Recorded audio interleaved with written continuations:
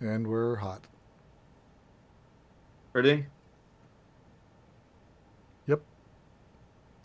After the sad news of Etika passing this week, we would like to dedicate this show to him. We've lost a Nintendo fan and entertainer. Mental health is an important issue, and if you know any trust me. You were on a good start there. Yeah. Right, ready? Good, good. After the sad news of Etika passing, we would like to dedicate this show to him. We've lost a big Nintendo fan and entertainer.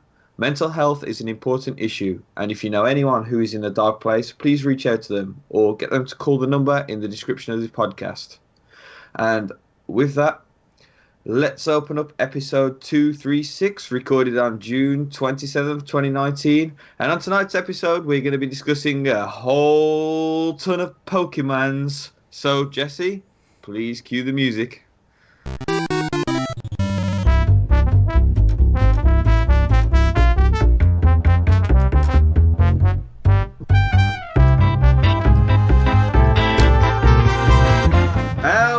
Welcome to Nintendo Dad's podcast. It's so Pokemon filled, really Pokemon filled. And on tonight's episode, we're going to be joined by Mr. Timothy Ulf. How are you doing, good sir? I'm doing great and not wearing a hat today. I So know. Look at that. You look like a posh little boy. that's what happens when you got to go to work. Can't always wear a hat. Oh wow! Speaking of work, we've got the relentlessly working Jesse Waldock joining us as well. How are you doing, Jesse? Pretty good. When I'm working at home, I can wear a hat anytime I want. But if I'm in the office, you can only wear a hat on Wednesdays. Every day's a Wednesday for me then. Every day's a Wednesday for me. So it's been quite a quiet news week, really, hasn't it? But I suppose we should jump straight into those news and headlines.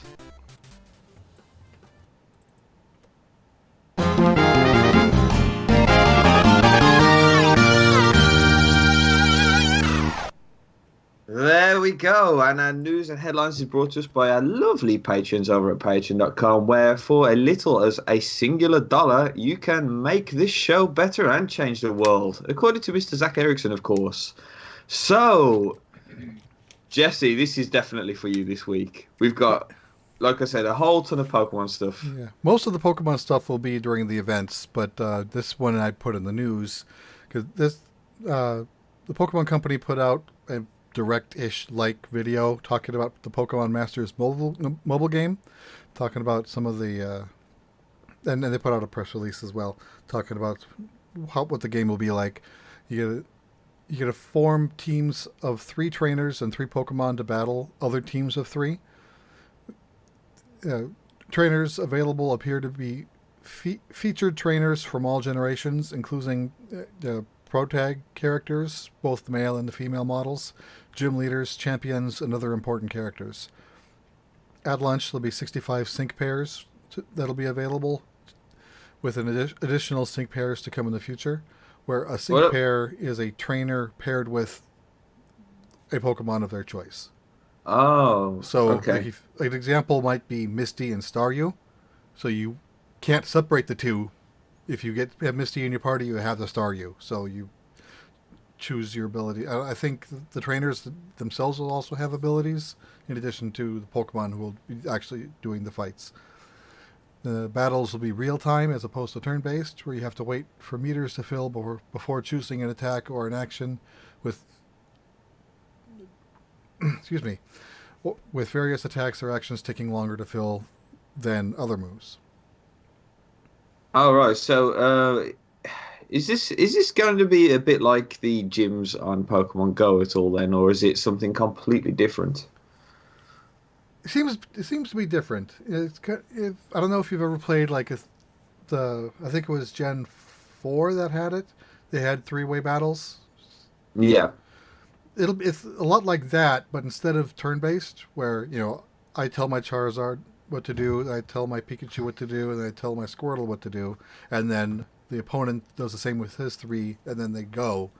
This is more real time selecting your moves, kind of like mid Final Fantasy games, like Final Fantasy 6. You had to wait for a meter to fill, to be. It's kind of turn based, but if you have slow cast on you, you might lose a turn, or the enemy might get 2 attacks on you before. So it's still turn like, but they're calling it real time battles. Yeah, I love that battle system. Like, Yeah. it's a dream of mine to have a Pokemon game in the style of Final Fantasy's, well, 7 more than anything. Because basically speed accounts for a little bit more of a stat then in those Right. sort of That games. and if you just like in a regular Pokemon game, if you just sit there doing nothing, the game waits for you. Here, the game won't wait. Yeah. If you Yeah. don't do anything, you lose. Well, How so it's the complete opposite to Pokemon Quest then, where you do nothing and you win. Exactly. so how Well, excited for this are you? I'm interested in giving it a try. Depending on how, and being DNA, that Nintendo usually has a good reign on their developers to make so it's not as money grubbing. But since Nintendo officially doesn't have any part of this, it's Pokemon Company and DNA.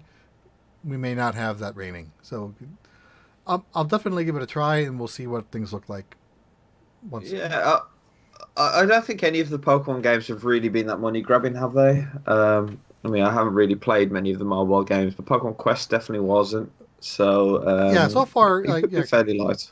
yeah, Quest, like Pokemon Quest, that the Pokemon Picross back on 3DS, they pretty much had maximum limits.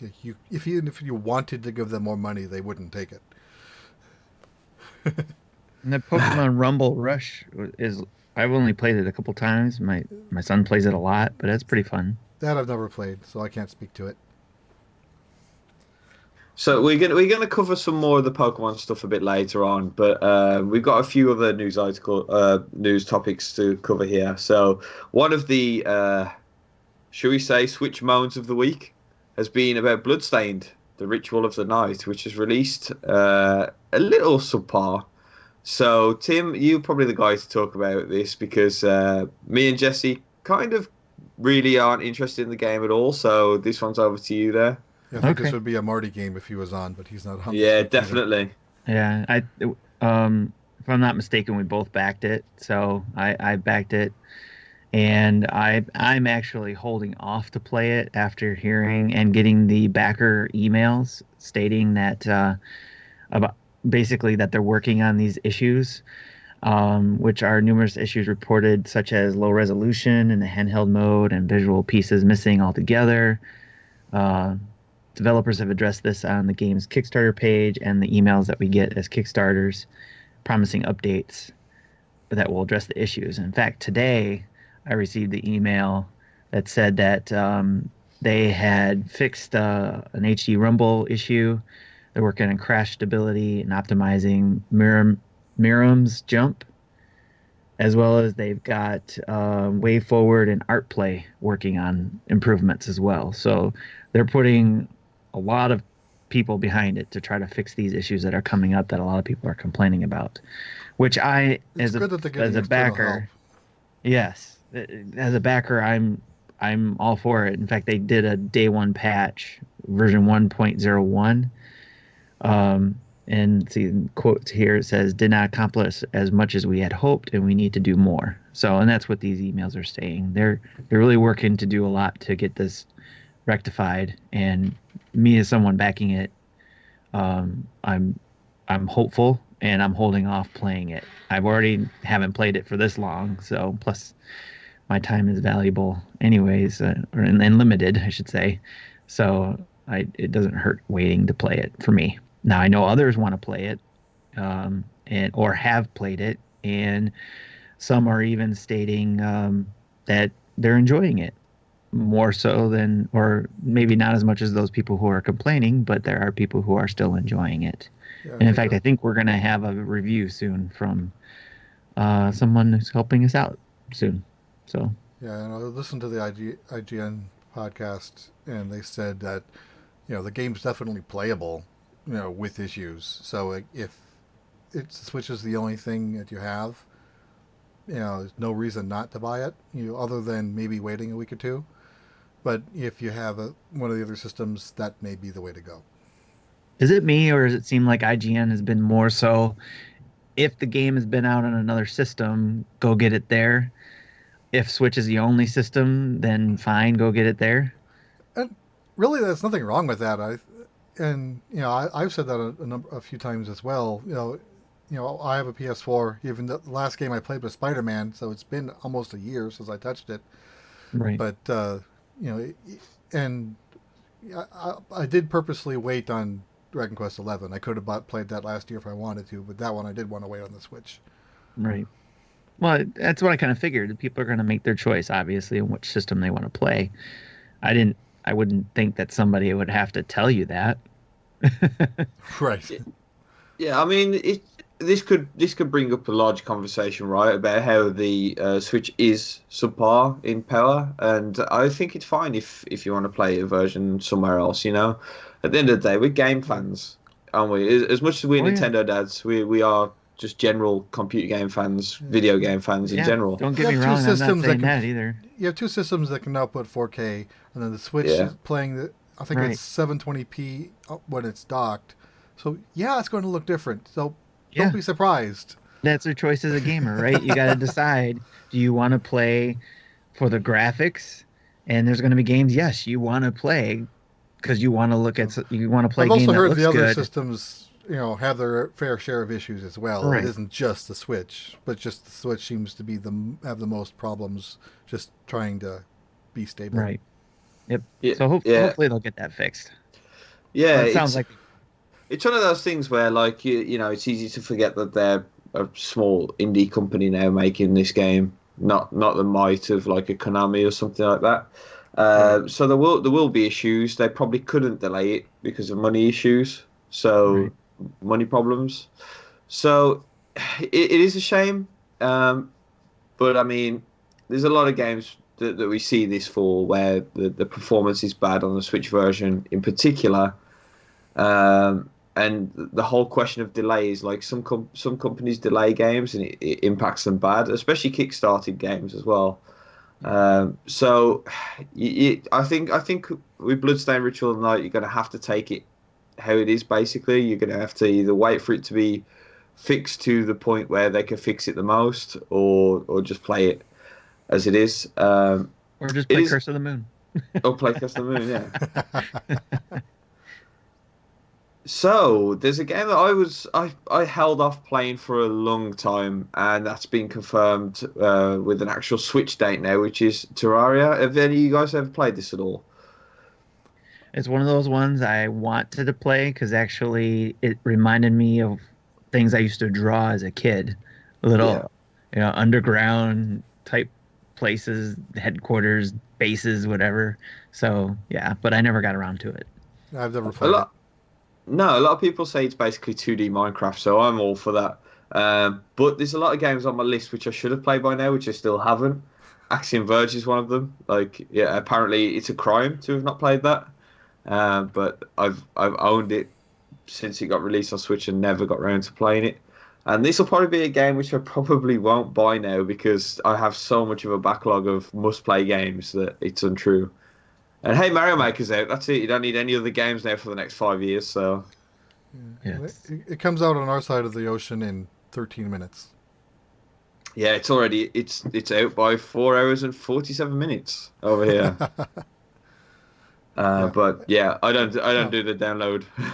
Yeah, and Terraria did get it released earlier today. It was kind of announced late yesterday or early this morning that it was coming out today, and then it was out around noon my time, I think. Yep. Ah, I read their forum page that said that the reason why they were doing it is because they were done with it and they wanted to get it in people's hands. Obviously, probably having to go through the whole Nintendo thing first, anyways. But they wanted to get it in the fans' hands, and then they were going to work on doing the physical version. yeah, it's one of those things, isn't it? Because it's an old game. I don't think the big date coming, a couple of months off is really going to do anything for them. The indie scene is a lot different to the AAA big game thing, where Link's Awakening is probably completely done now, and they're just waiting to release it Yeah, in a time slot. the game has been released in the 3DS and the Wii U, but I don't know if they're getting all the updates that all the current console versions are getting. Yeah. So Terraria is a bit of a different case with that. I think it probably makes a more of a wise business decision for them to just release it. But yeah, I mean, I'd love to buy this game. I just don't know if I'd ever get around to it doing it. Yeah, not sure if doing it the day before Mario Maker was the best idea, but at least it's out now. Yeah, but Well, maybe there's those people who absolutely will not play Mario Maker 2. So, True. that's because the online sucks and you can't play with your friends. right. But it's something like that. Yet. So, speaking of Mario Maker, game-breaking bugs have already been found in it. So this is something that did happen in the original Super Mario Maker. It can be duplicated if the character is facing the screen while holding an item and lands on a Yoshi and collecting a fire flare at the same time. Now, those are some pretty big conditions. Yeah. Yeah, so You have to specifically set up that situation. I don't think that's something you'll ever see by accident. no, I don't think so. That's the ultimate troll level. Crash the switch. I just find it interesting that it was in the original Mario Maker. So, what does that mean? Did they take the original code and just build on that? I think they would Probably. have done, yeah. Yeah. I mean, it is very similar in the way that it looks. It's that whole Splatoon 2, is it a port or is it a new game thing where it's got a big 2 written on it, so it normally suggests that it is a sequel. Yeah. But that's probably the case. Yeah, it's probably just stuff taken over. Now there was a lot of like glitches and things in the original Mario Maker where you could make blocks disappear and stuff, which eventually got patched out. But I don't think they ever fully saved the game. There was still glitch levels where people were finishing a record time of 0.02 seconds and stuff like that. So I think we're going to see a lot of this. With a bigger install base, especially, we're going to see this over the next couple of months and then slowly being fixed again. But I mean, I never encountered anything drastic on the original Mario Maker. Yeah, even the video all. that I saw that was demonstrating this bug actually still had to do it 2 or 3 times to get it himself because it was Yeah. on Mario World art, and there's like when you're facing left and then you switch to right, there's a few frames where you're kind of in mid rotation. So there's like 2 or 3 frames where you're facing the screen, and that's where the glitch has to happen. So Yeah, if you're already facing one way or left or right, then the glitch isn't going to crash it. so if this does happen to you, it literally just soft locks the system. You can always turn off the system or return to the home screen.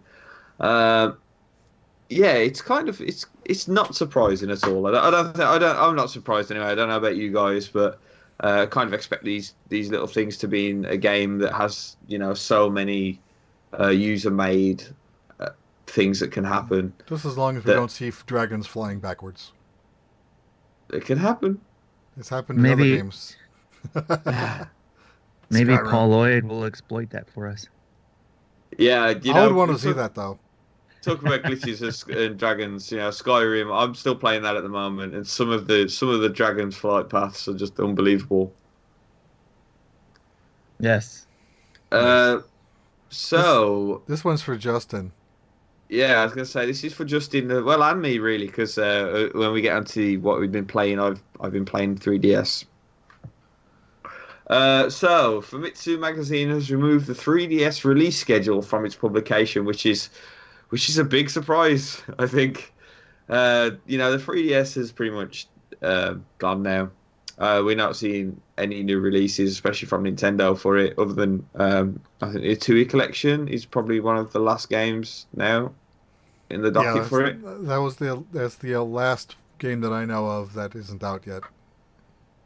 Yeah, until there's like a Just Dance Not 2037. counting Mighty Number 9 because that's never happening. Yeah, it's still to be confirmed on the on the Nintendo website. So yeah, guys, look out for that physical version of Mighty Number 9 releasing sometime, maybe. 2035. But yeah, I don't think this comes as a surprise again to anyone really. But it does signify the death of the 3DS now, and that it's finally time for it to be put on the shelf of all the old systems where they slowly collect dust over time. So from there on, we've got some news with Microsoft, Sony, and Yeah. Nintendo all Now we're banding getting together. now we're getting a little political here. Yeah, this is it. This is it, guys. This is what you've been waiting for. This is Nintendo Dad's political gameness at its finest. So I don't know much about this because this is an American issue, as far as I believe. Oh, sure, pass the buck. So No. I'm gonna pass the book to you guys, where I can sit down and enjoy a nice cup of tea.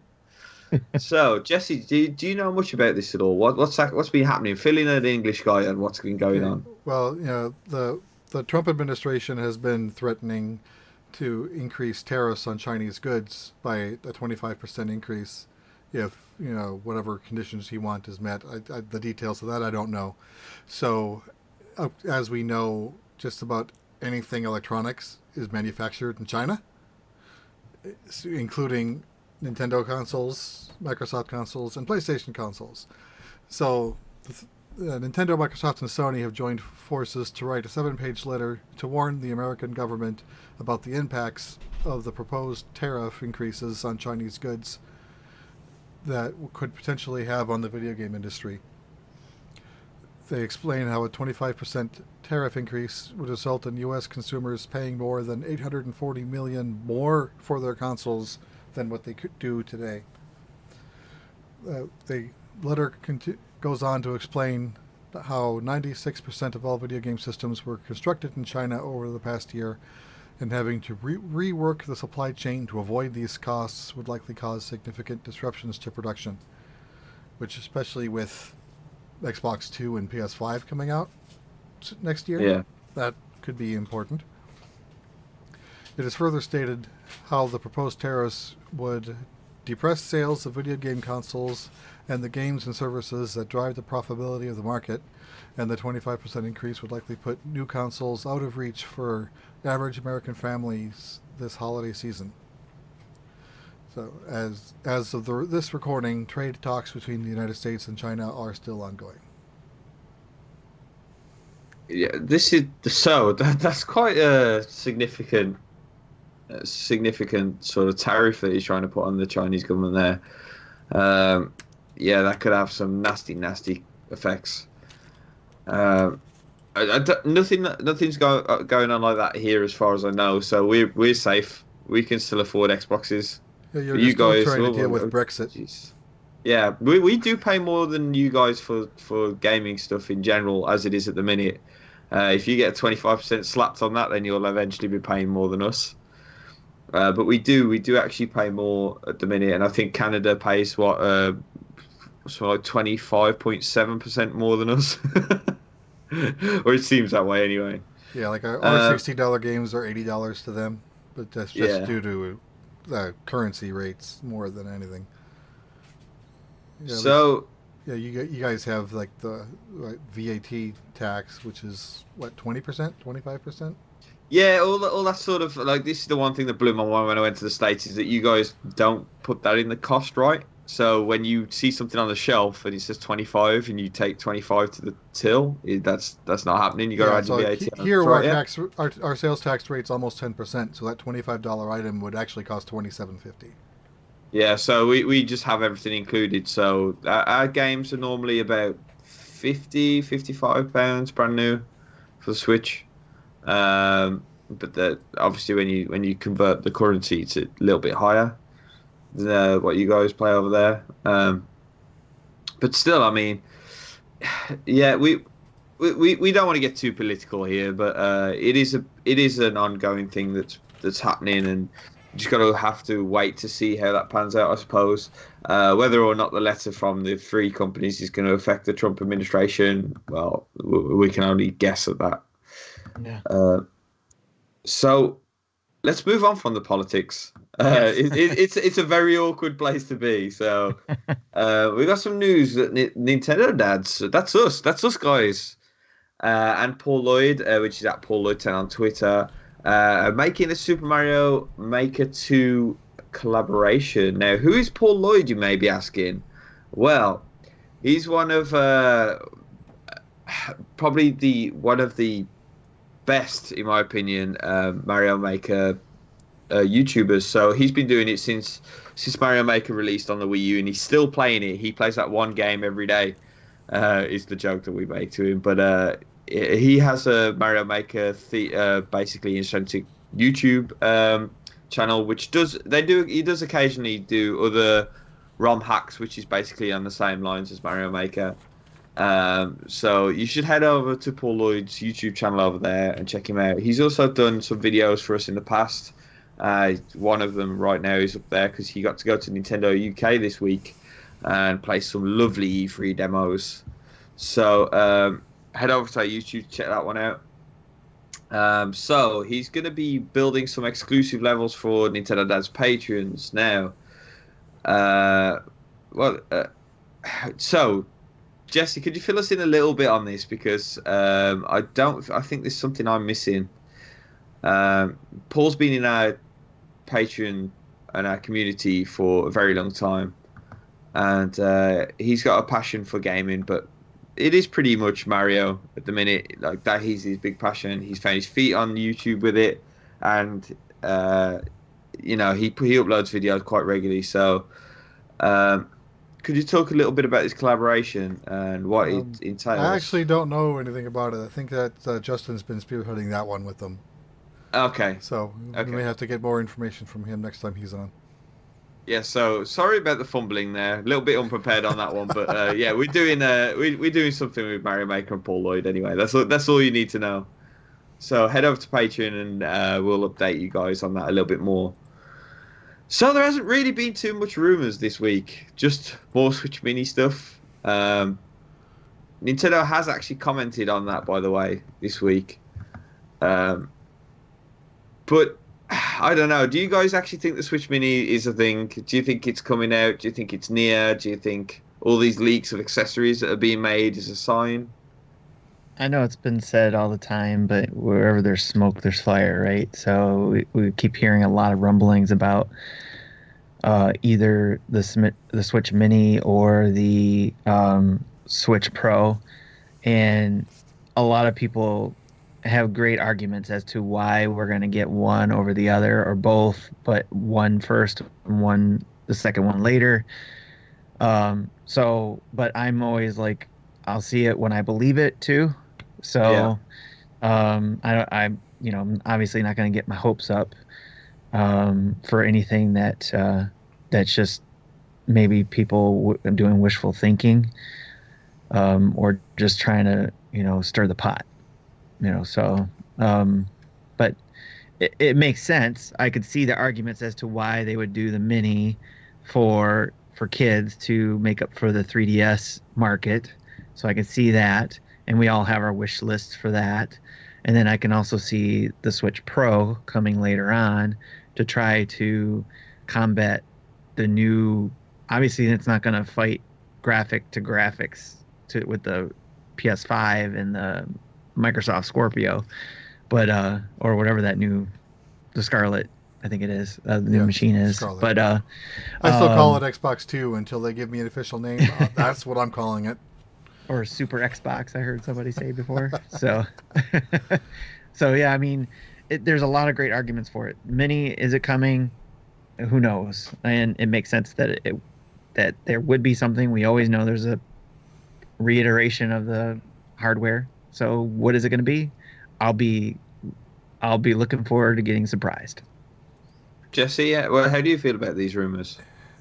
Yeah, well, to start with, I'll say that Nintendo's response to the rumors we're always researching some things with new hardware, and we've heard stories of them tinkering with things that's never come to market, like Vitality Sensor. So just because we never get it in our hands doesn't mean they're not working on it. I've been saying for months that I think a mini makes sense.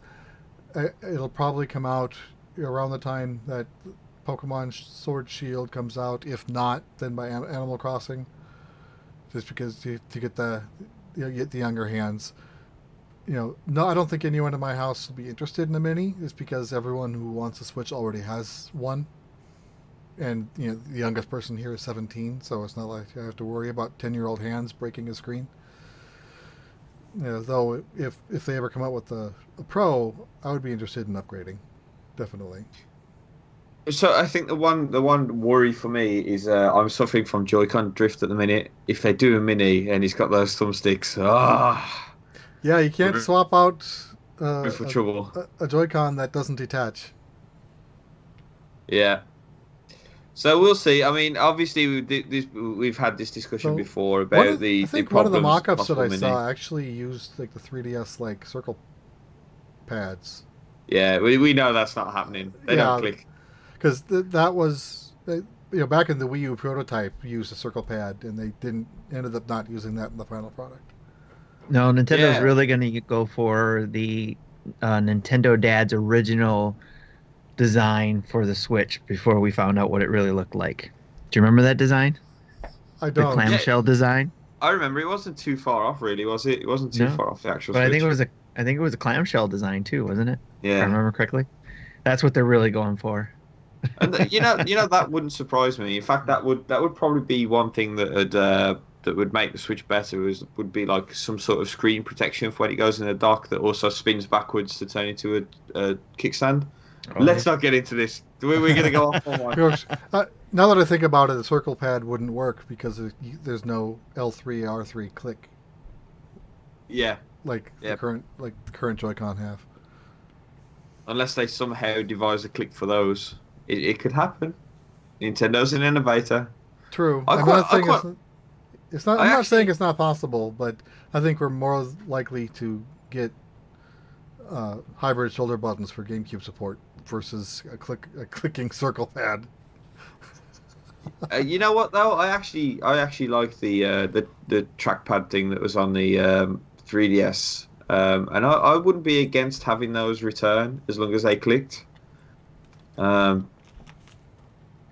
But yeah, we'll see. I mean, there will be a revision of the Switch. We all know this. Everyone knows this. There will be at some point.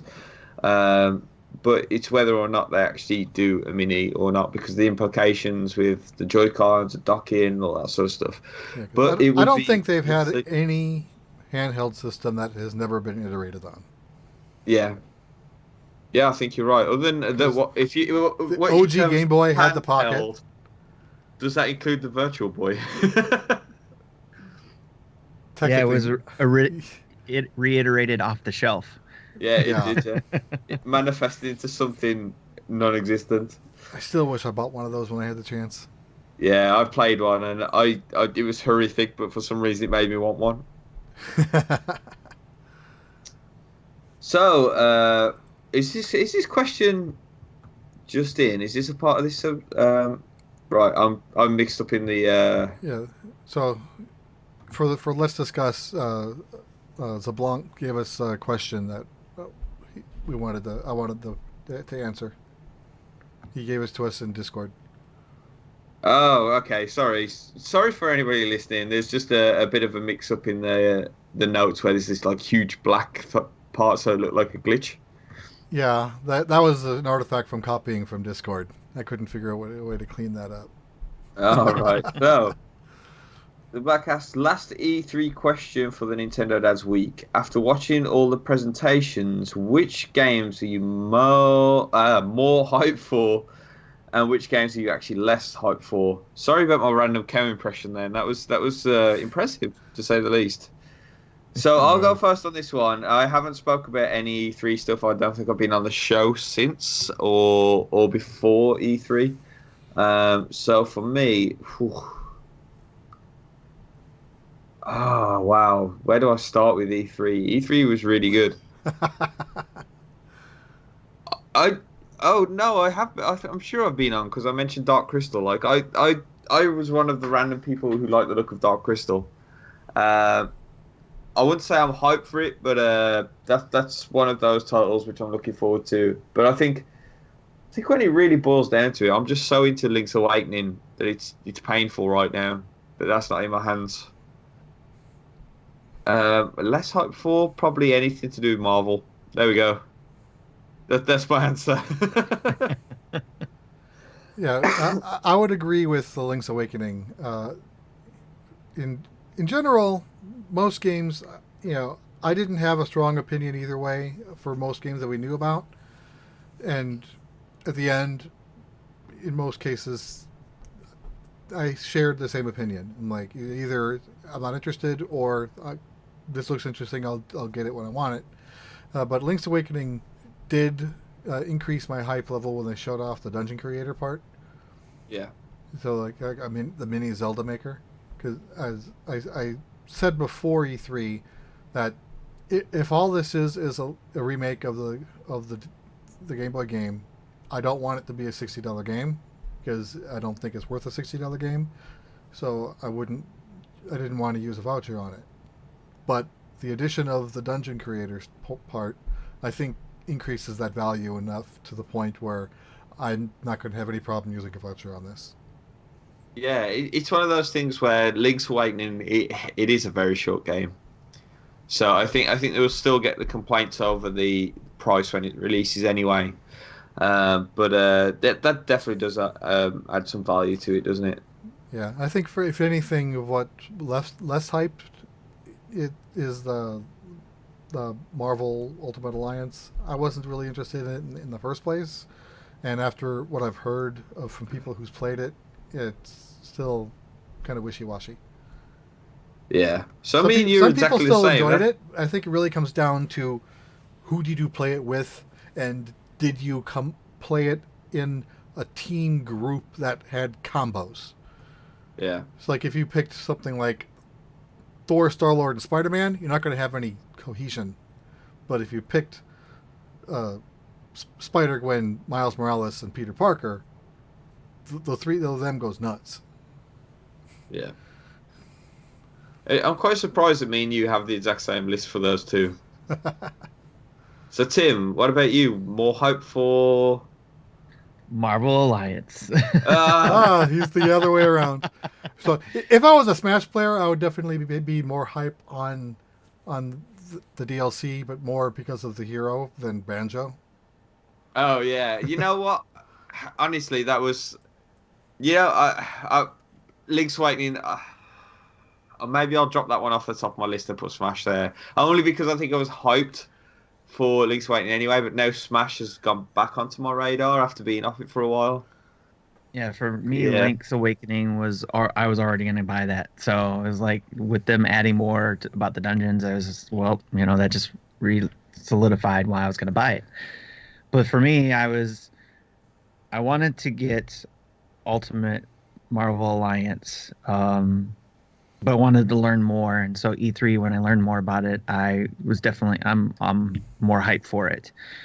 More so for the family to be able to play it. So for us to be able to get together and play it, on the TV, I think would be a lot of fun. And like we talked about, and Gary, you weren't there at that particular episode, but it was when Sean and Luke were on. They were talking about their gameplay with it, and they felt bad for me because I was really excited about it. But I told them, my kids aren't going to look at the same things we do, right? yeah, When we're playing a game, they're looking at it strictly as fun. Is this fun? Great. Who cares what else is going on? I mean, now if what else is going on is impacting the fun, then yes, they'll care. But as long as whatever hangups we have with a game, if it's not impacting the fun, then then as long as the fun factor's there, then it starts with that. So I'm hyped for it. Now the other thing the game that I'm less hyped for, I didn't get to play Dragon Builders, the first one. I played the demo, and that was pretty fun. And I thought when 2 came out that there would be more to it, more mechanics, more, because it's the second one. But it didn't do anything for me, the Dragon Builders 2. It didn't seem like it would. It looked like it was just too much now, Is it more of the same, or is that they're doing so many things different that it seems like It's It different. just seems like looks like it'd be more of the same plus more, just maybe too Yeah, much. there is a So, demo for 2 out now, but I haven't downloaded it yet. At some oh, point, I okay. still wanted to go back and play the first one. Maybe I'll try that demo. So, and see if give it a go there. And then I think more games need to do demos too. So, Yeah, but and definitely. there, I hope that they fix the problem from last time, which is why I didn't play it the first time through. Is any progress done in the demo should carry over into the real game. Oh Don't yeah, don't that Yeah. make should us be for start any over, demo. please. Yeah, I agree. And I have to say, since it's not a Nintendo, I have to do an honorable mention that a game that really got me hyped is the Star Wars game. So I'm really looking forward to playing that. After learning more about that, I'm feeling a lot more comfortable about that, and hopefully we'll be able to put in a pre-order for that soon. You know what got me hyped? Keanu Reeves. Just Keanu Reeves. Yes, yes. No, nothing about his game. Just Keanu Reeves. Yeah, So we've got my son found out that he's a voice in the Toy Story 4 and got all excited. yeah. It's Though of course he doesn't know him by name. He only knows of it from being the guy in the John Wick movies. oh yeah, And I told him, "You want to, yeah, you want to see him back when he was young? Check out Bill and Ted." yeah. It's you would Yes. not honestly you would not know that's the same guy, would you? Like Yes. right. So there's been a whole bunch of events. So Jesse, I think this is over to you for the Pokemon Go stuff. Yeah, there were a lot of the Pokemon Go events has either hasn't. There's been weeks where there's been no announcements, or there was announcements during E3 week. We just didn't get around to them. But the last 2 or 3 days, they just been dumping content on us. So I'll kind of go through this pretty quick. Uh, Raikou Raid Day, as a reward for all teams and those in the Chicago Pokemon Go Fest completing their tasks. Raikou will be a raid spawn this Saturday from 4 to 7 p.m. local time. Trainers will receive up to 5 raid passes at no cost during this event, and Raikou can be shiny for the first time. And earlier today, they announced the Pokemon Go 3rd anniversary event. There's a few components to this. The first one is starting tomorrow, actually Saturday, June 28th. No, that's today, Friday, June 28th at 1 o'clock Pacific. Alolan forms, I didn't write shiny. The Alolan forms of Rattata, Sandshrew, Vulpix, Diglett, Meowth, Geodude, Grimer, and Executor will be available and possibly shiny. I didn't add that in the notes. From June 28th through July 6th, the Party Hat Pikachu will return. You can get once per day as a photobomb spawn when you take a Go snapshot photo. And Party Hat Pichus could hatch from 7k eggs. From starting at the 28th at 1 o'clock Pacific through September 2nd at 1 o'clock Pacific, new special research will be available. This, my guess, is the quest to get the Jirachi mythical. So they introduced Jirachi at the Chicago Pokemon Go Fest 2 weeks ago. So this will make it available to everyone. And if you raid with your friends during this event, the Pokemon will be powered up so you can take down raid bosses faster. And trading Pokemon with your friends will cost 1/4 less Stardust. And there was artwork released that hints that Gen 5 Pokemon may be added to Go soon. And for field research updates from July 1st through September 1st, 1 o'clock to 1 o'clock Pacific. Latias, Latios, Kyogre, or Groudon will be available as research breakthrough encounters. That's your weekly spawn for getting 7 tasks in a week. And Spinda will be available in field research with a chance for a shiny encounter. Though to get a Spinda, you have to get like normally 2 or 3 great curveballs in a row. I hate doing those. I give those to my son to do because I can't aim with a curveball. Okay, new X-Raid updates starting June 23rd at 8 a.m. Pacific. Trainers with EX raid passes will encounter the speed form Deoxys. I think that's the final form. And then finally, July Community Day will feature Mudkip on Sunday, July 21st from 4 to 7 local time. There'll be three times the normal catch experience available, and if you evolve a Marsh Stomp before 8 o'clock, you'll get a Swampert that knows a special move. That move will be announced at a later date. Jesse, do you go out with groups or a group to do this, or just with your family? With groups, Okay. mostly because my daughter plays, my son plays, but normally they're working when I have availability. So, like yesterday, I went out for raiding and I took this phone with, which has my daughter's main on it, so I was able to catch some Pokemon for her. We got a shiny Kyogre. I don't even think she knows about it yet. Nice. And then Surprise. yeah, so the Sunday, normally my son's at church and spending time with friends, so and my daughter will be working at that time, so I'll be probably just walking around at the park myself. But during the raid, the 3 hour raid day for Raikou, I'm sure my son will probably be with me, and my daughter might be available too. So we'll like all go together and we'll join the big raid group. There'll be a group of like 40 accounts just going from target to target to target, and they they caravan around. So there might be one person driving that has three other people in the car.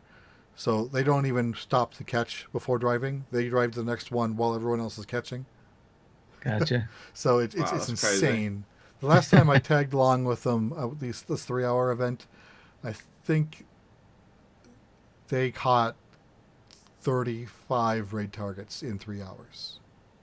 Maybe not Wow. that much, but I was only with them for 2 hours, and I think we did 26 Zapdoses Okay. that day in two Wow. hours.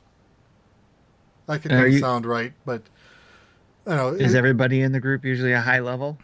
Oh yeah, we're all everyone that we raid with are most of them are 40s. Uh, there are still a lot of people in the 30s still, just because to get from level 30 to 40 needs an insane amount of XP. I'm still 39 on my main, and I think 34 on my alt. I have two accounts. What does it make sense to like if there's somebody new who's just starting, maybe in the teens, would you allow them to join the group, or is it Oh, recommended to definitely. go? We Okay. know that they're not going to be much help in the battle, but Yeah. really, like to take down a Raikou, it would only take four people. Like four level 40s can do it, and Yeah. you can get 20 people in a raid. So Oh, okay. you can if you're level 12, you're welcome to join. Get an egg going. You'll be level 20 before the end of the day, at least. Gotcha. All right. Right, so I think that covers all the events. So let's move on to what we've been playing.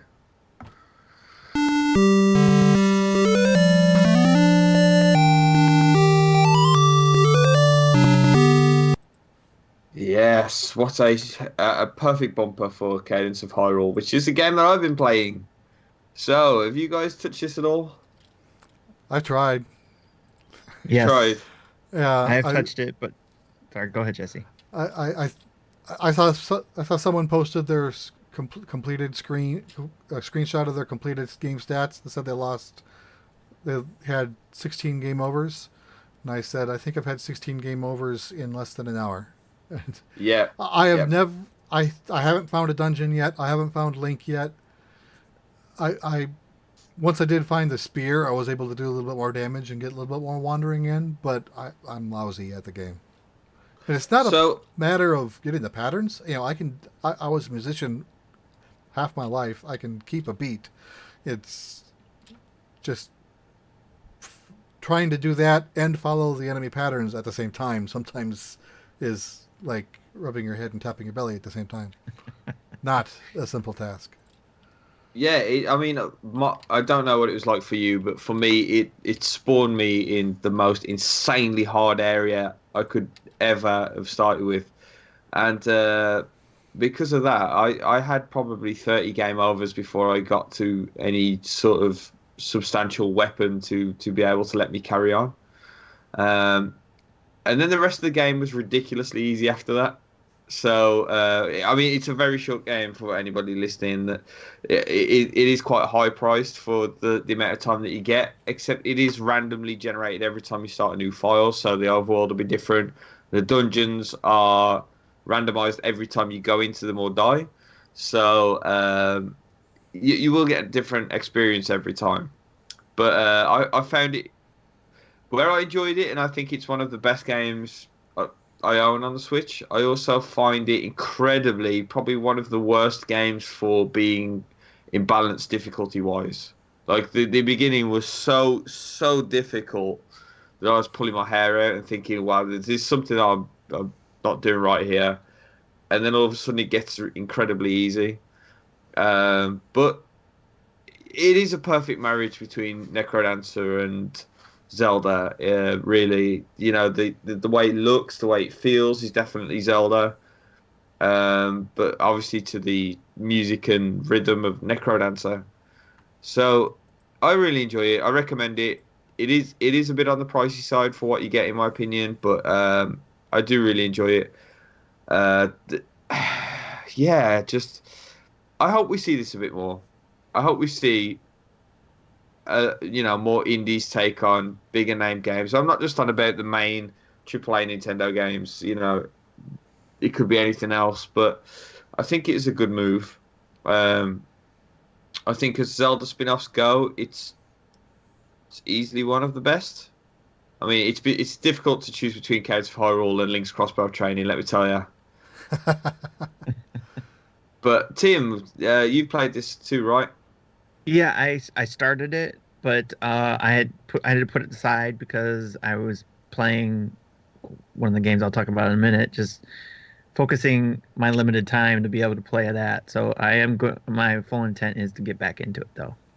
Yeah, it is good, as I said. No spoilers, but yeah, the boss fights in it are really cool. They're probably one of the best parts of it, in my opinion.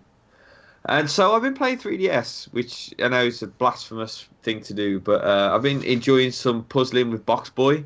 So again, I've been meaning to get round to playing for the longest of times, and really, really enjoying it. It's a bit easy for where I am in it at the minute, but it's such a unique take on a puzzler.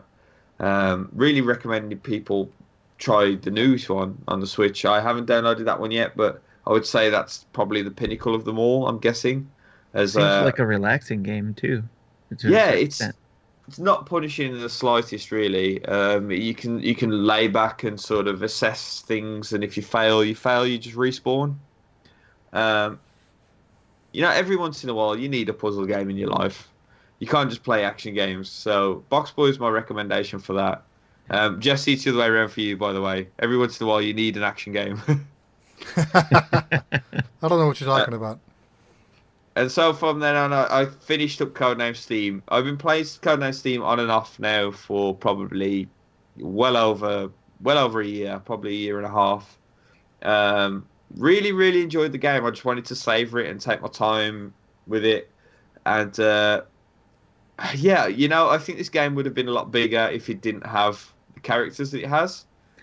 Um, I mean, everybody loves mechanized Abe Lincoln and the Cowardly Lion and the rest of the Wizard of Oz crew.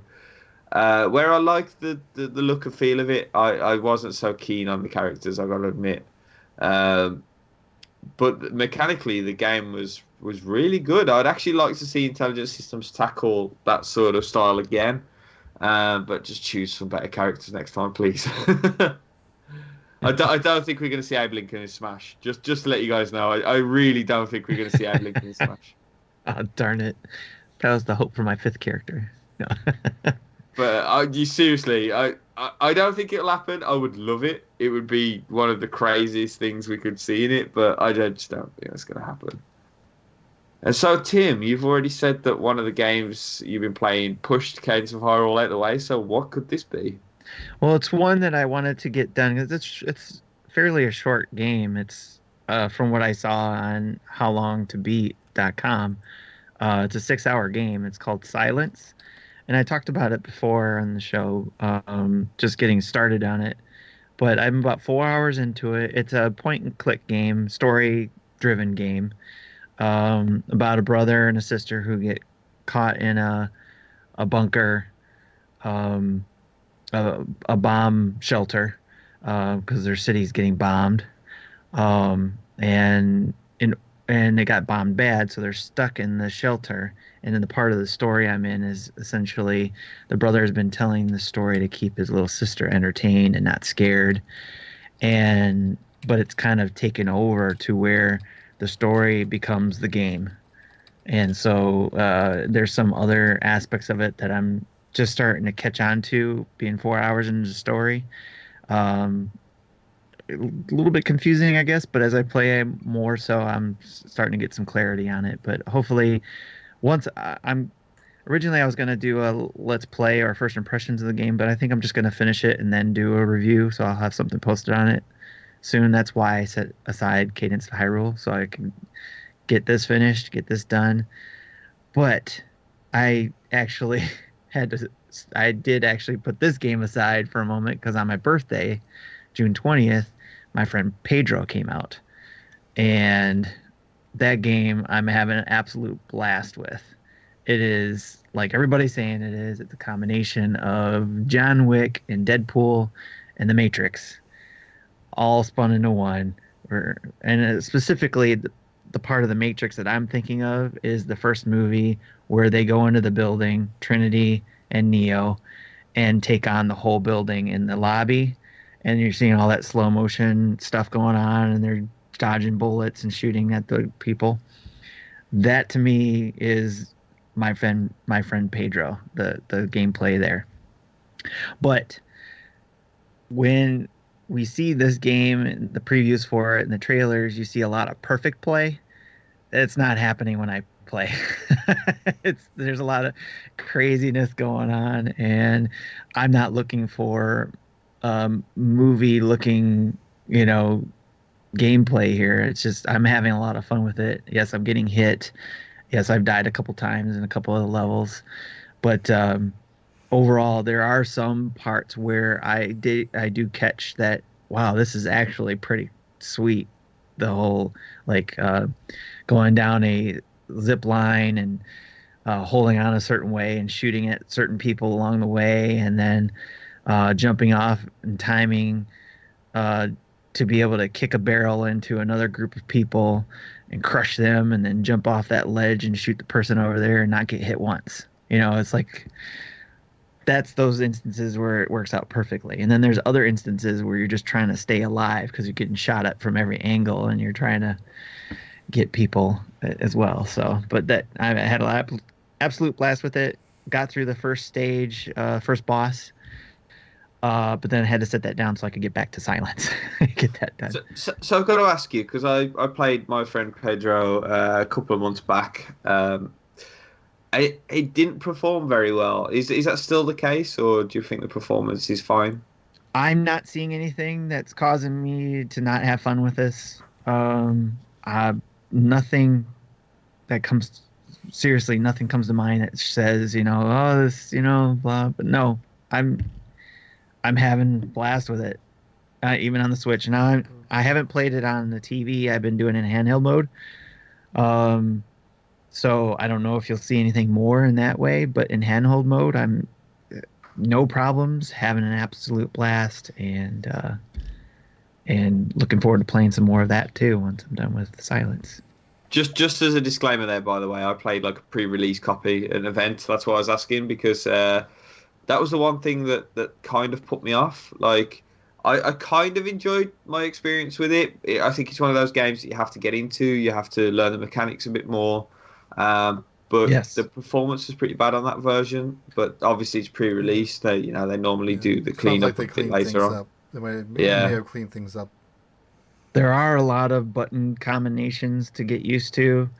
And I think John Wall from the Megadads mentioned this when with his playthrough that he had to get used to a lot of different things with spinning to avoiding bullets, taking targeting with one arm and then manually pointing with the other arm to be able to shoot, people from two different sides of you. Um, then being able to kick somebody or jump off of that person and shooting them, and there's a lot going on with different button combinations, or and obviously you're trying to stay alive too, so you got to spin to avoid bullets. But once you get into really focusing on it, like I'll wear headphones, and the music I like, electronic music, so I'm loving the music in there. But that's the type of music that's in there is the electronic, um, dubstep type music. So if you're not into that, then you won't like the music in And this game. bananas. If you're into bananas, you might like the game as well, right? Right. Yeah, and bananas definitely. Yeah, Pedro is to me is just like a Zelda, or Like Link's Navi. Navi. Yeah, but a Yeah. banana. Oh, great How stuff. So appealing. Jesse, hey, there we go. First dad joke of the podcast. We're far in for a dad joke there as well. So, Jesse, before my sides get splitting, do you want to talk about what you've been playing? Yeah. I talked a little bit about a collection of mana last week. I got like halfway through the first game, the Game Boy game, and this week I started trying to play Secret of Mana and Trials of Mana. Both like Secret of Mana, I feel like I've gotten stuck. I'm in this. I'm told I'm in the city where no one wants to talk to me. I'm told to just keep on talking to people until something happens. So, not very inviting. So, and then while I was stuck there, I tried Trials of Mana, and I'm still kind of confused on that one. Sounds like you're able to you're given 5 characters to select from at the start, and you choose 3 of them, and the first one you select seems to be your primary. So, and the one I chose is like this princess of a castle that I get sent to. I get nominated by my mother, the queen, to be a sacrifice, and I'm like, hell no, and she bugs out of town and tries to, find some way to go around it. So I'm not sure if I picked other characters, I'd start with a different starting group, or I'm not sure, you know, might be, I don't know if it's like Octopath where eventually everything meets in the middle and it's all the same game, or in just different starting point. So I might try choosing other characters to see if it starts any different. But yeah, I don't. I think I got lost in that one pretty quick too, so I haven't gotten far. And then today launched a game that I had pre-purchased when I heard about it about a week or so ago. It's called Daddy Dungeon: Legend of Brave Yamada. I literally thought that was 2 different games. I didn't No, realize that was one title there. that is one title. It's kind of an RPG game, part RPG, part visual novel ish. So you are.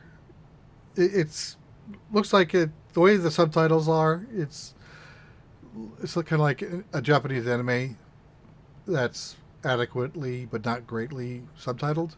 So which is kind of how I like it. So he refers to himself as Yamada-kun. There's a coworker that'll come to your house and calls you Yamada Senpai, and so he makes a reference to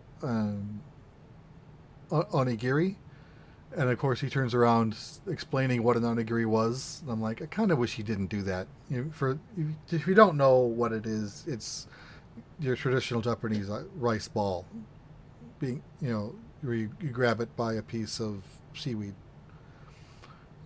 So, but a little bit of Japanese stuff going on.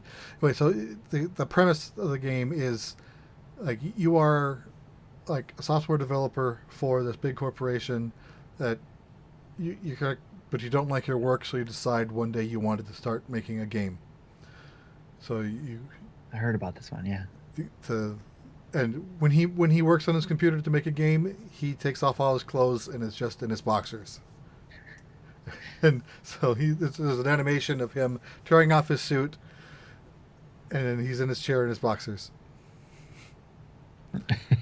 That's just called being a dad. That's what happens when you become a dad. Right, and so the first thing you see is he creates an avatar of himself, and then creates a few, like a slime monster, and then builds a dungeon, and then asks, and then fourth wall breaking talks to the player, says, "I want you to debug this for me." So then you go in and play the level that he created. So when you're in the RPG mode, you're in this box that most of the tiles are brick floored, but as you walk on them, they'll collapse, so you cannot backtrack on itself. The task is to get from the start to the finish, and the perfect run is hitting every square possible before leaving. So, initially it's pretty easy to do. Later on, you find dungeons that are almost impossible to do, and then when you so every time you're in a dungeon area, you start with level 1, and you can get levels up to increase your hit points, as you go through the levels in the tower. But every time you leave the tower and come back, you're back to level 1 again. But then when you're in the real world, the Yamada character has his own level, and then the more he levels up, the more inventory space you're able to carry within the character in the game, and then the more he'll program into the game to add new features into it. So like now there's traps, and I can carry a bag of rats into a room with me and set the rats loose to trigger all the traps so I don't set them off. And so it's kind of back and forth. He adds more stuff into the game. You go in and play it, and he adds more stuff into the game based on his real life experiences, right? If I heard right. Yeah. So really early in the game, you find out that there's a girl. I think her name was Maria, who moves in next door. She knocks on your door and introduces herself. Of course, you quickly put your clothes on when you meet her, because that would be creepy. Yeah. But he is smitten with her right away, despite the noticeable age difference that he mentions. Yamada's, I think it was 36, so I'd probably put Maria at probably mid-20s. Yeah, so Okay. the first thing he does is puts Maria in the game as a princess that you now have to save by going to the top of the tower. Yeah. Then about maybe a half hour in, and your boss shows up, because apparently you've been working so much on making your own game, you've stopped going to work. And so the boss fires you in a very dramatical fashion. So of course you write your boss in the game as a boss, and Yes. and then things start going crazy at that point. So I'm enjoying it so far. It's like tomorrow is going to be a rough, whether I want to play more of that or start playing Mario Maker. Oh yeah. Yeah, it Which actually is out sounds now, pretty right? good. It sounds pretty good. It really does. You enjoying it? Enjoying it so far then? Yeah, I think I'm maybe an hour in, and I'm liking it so far. I don't know how long the game's going to be, but as you gain, like you're able to go in and see a bestiary, and there's like 80 some monsters you can see, and I think I've only found 4 or 5. So there's a lot of content I haven't gotten to yet, and as you'll get additional armor sets, helmet, tunic, and shield. And if you match a set, like you start with the beginner set, and then you get the iron set. If you're wearing a full set of armor, you get a bonus for wearing the full set. I think I just picked up my 3rd set of everything, but I haven't equipped it yet to find out what they do. So there's like 50 or 80 some armor sets you can wear. So it sounds like this game's going to last a while. And they actually have online leaderboards. And so my first time through the dungeon as a leaderboard, I had like 571st place. But the more stuff gets put into the dungeon, and you'll probably have more opportunities to get a higher score. So Yeah. we'll see how that goes. Says Just for, Dandy Dungeon is listed at 8 hours. Really? Right. Yeah, 8 hours right now. I don't know if it just means it needs to be updated by more players, but one person put it in 8 hours. you just reminded me, by the way, one thing about Counts of Hyrule is there's leaderboards, but if you put your Switch into sleep mode, it still continuously counts your time played. Oh, Yeah, there's a few games that do that. Wasn't expecting this to be one of them. So I've so clocked you in at finished the game in something 27 hours? way higher than that because I went on holiday and finished it when I got back. So like it took me well over a week continuous play according to that to complete it, Wow. which is wrong. It was probably more like 3 hours.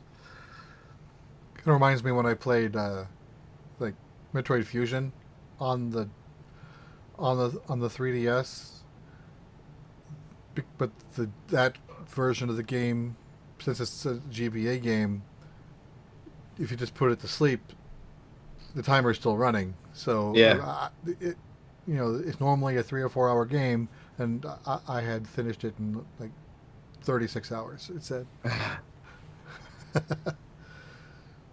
Yeah, it's surprising when games still do that on the Switch, but it's obviously something there in the coding, isn't I'm it? sure that could be patched out. Is this they whatever counter needs to stop counting when it's in sleep mode? And so that's what we've been playing. So Jesse, do you want to take us over to the community spotlight?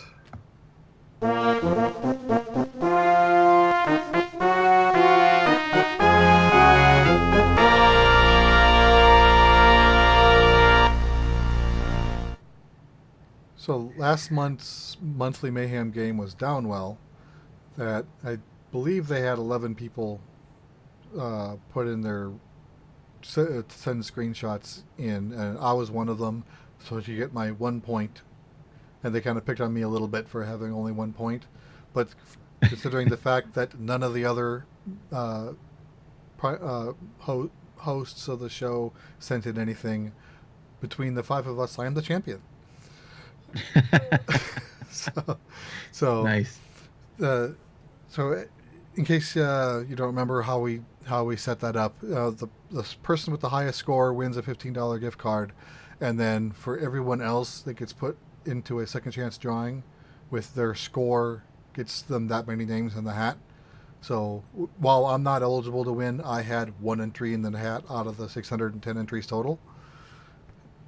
And the winner of that was Brian S., who won the $10 gift card. In fact, it was Zablong that picked him, that randomly drew himself again, since he won last month. He purposely he knew in advance that if he randomly picked himself, he'd re-roll, and he did, and got Brian landed. So they've been notified to contact Morty to get their eShop credit. And Congratulations. Congratulations. And the next month, of course, and they had no need of a poll for this time, the game will be Super Mario Maker 2. Yep. Starting from June 28th, of course, since the game wasn't out yet at the time of the recording. And they're going to go through the end of July. And I don't remember everything that they're looking for, but they have a video out that's available for all patrons to see. So if you're a patron, go ahead and have a look. If you're not a patron and you're interested in playing, it just takes $1 to become a patron, and then you're invited to participate in this tournament as well. Yep.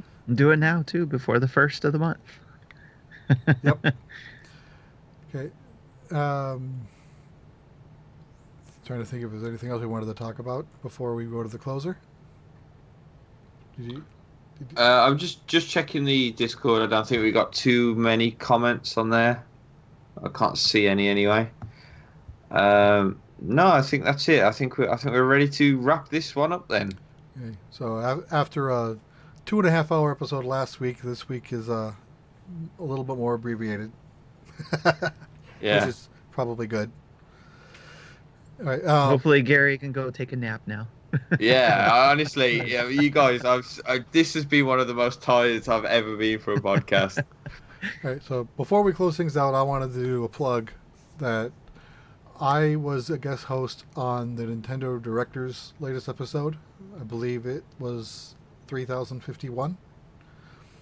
That just landed in my feed earlier today, or late yesterday. So that was something we recorded back on Monday because one of their hosts was preparing for a European trip with his band, so he had a chair that needed filling and asked me to take part, and we were Nice. both glad to do so. So we kind of did our second look at E3 since we've had a week plus to look back on it and give our final thoughts on that. And one of their segments is a top 5, and so we did the top 5 games of E3 that we're looking forward to. And of course, Breath of the Wild sequel was on the top of both of our lists. Yeah, has to be, Yeah. doesn't it? Yeah. Lovely sequels. In fact, the host, Brad, technically has not yet finished the game because he is holding out on beating Ganon until he has collected all 900 seeds. and he's up to like 840 something, so he's getting close. It was one of my missions to try and 100% Breath of the Wild. Yeah, that didn't happen. One of our patrons did, and we thought he was nuts for doing so. I forgot who Yeah. it was. I will get round to it one day. One day. I won't. But I've started and finished that game 4 times now. Wow. I only played it through the one time, but I did get all 120 shrines. I did a run on Master Mode without Divine Beasts. So pretty much collect some hearts, get the Master Sword straight to Ganon. Ooh. Wow. That was tough. That's a tough fight. Well, especially because there's times where you can't hit him and he starts regenerating his health. He's like, "No, I almost had you for a second then." Right. Okay. Right. So let me get things set up for a closer. Need to get low volume music going. Okay. So we have, and thanks for Tim Oth for doing a lot of the legwork on this. We now have a website. So you can go to nintendodads.org, and right now it's a place where you can see our latest YouTube videos, our latest tweets, and our latest podcast episodes all in one place, in addition to links to all of our social media. And in the future, we plan on expanding it to include blogs, and we have other ideas we want to do with it. So in addition to that, since we now own a domain, we all have email addresses with the nintendodads.org domain. So if you want to send us an email, nintendodads@gmail.com still works, but you can also send your email to podcast@nintendodads.org. And when you send it to that address, it'll just be spammed out to all 5 of us. I don't think I included you in that, Tim, but we also gave Tim an email address, and we're thinking about also adding a nintendodads.org email to our high tier patrons as an additional benefit to do with as you please. So I think I covered everything. Yeah. That's exciting. Speaking of our top tier patrons, we have Chris Mears, John Blanco, Dave Erzberger, and of course Tim Off. Yeah, and you can head over to patreon.com/Nintendo Dads to support us. There's also a link to that on the website. Stopped? No, it's still Oh, done. yeah. Oh, it sounded like it went then for a second. You can follow us on Twitter @NintendoDads and like us on Facebook @NintendoDads once again, and on Instagram @NintendoDads yet again. Yeah, we almost don't have to say these anymore. We can just direct everyone to the website. Yeah, we can. We can just do that. Yeah, you guys head over to the website. Everything's there. The Twitch. Everything's there. I don't think the Twitch is on there. There is a Twitch. There is a Twitch icon. It's on there. Go over. And The you only- can call it. Yeah, the only thing that Sorry, isn't say that there The only thing that isn't on the website yet is our voicemail at 92925-NDADS or 929-256-3237. Yeah, and I take it our stores on there as well. Actually, it Yeah, isn't it's yet, coming but next that's the That will be next soon. that's the next item we're looking for. Okay, so I hope you've enjoyed this outro / us designing the website. But if you want to buy any sweet Nintendo Dads merchandise, you can go to tiny.cc/Nintendo Dads store, and that's all lowercase. Just to let you guys know there. Big thanks to OC Remix for the music throughout the show. Download and you can download the podcast on iTunes, Stitcher, Google Play Music, and check us out on VG Tribune. Well, you can't anymore. Actually. I need to take that out. That VG needs to be Tribune is taken going out. away.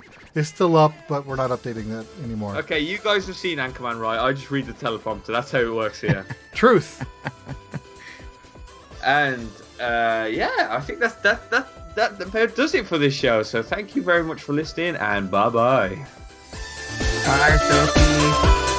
Bye, Sophie. Thanks for watching. And everybody else.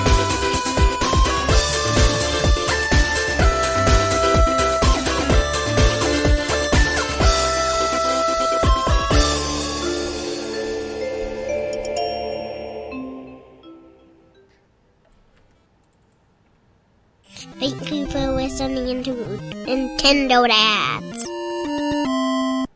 Please understand. Pew pew pew pew pew pew.